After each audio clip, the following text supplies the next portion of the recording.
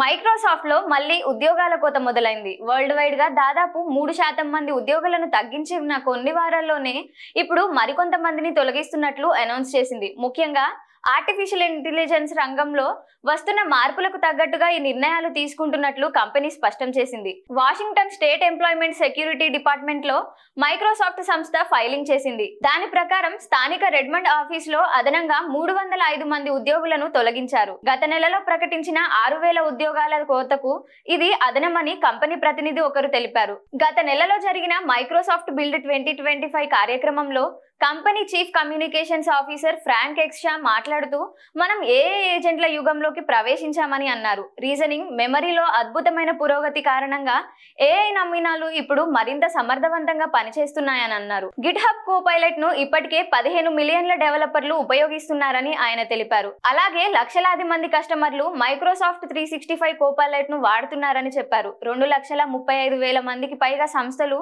Copilot స్టూడియోతో AI ఏజెంట్లను రూపొందించుకుంటున్నాయని అన్నారు. ఈ నేపథ్యంలోనే కంపెనీ కొన్ని కీలక నిర్ణయాలు తీసుకుందని తెలిపారు.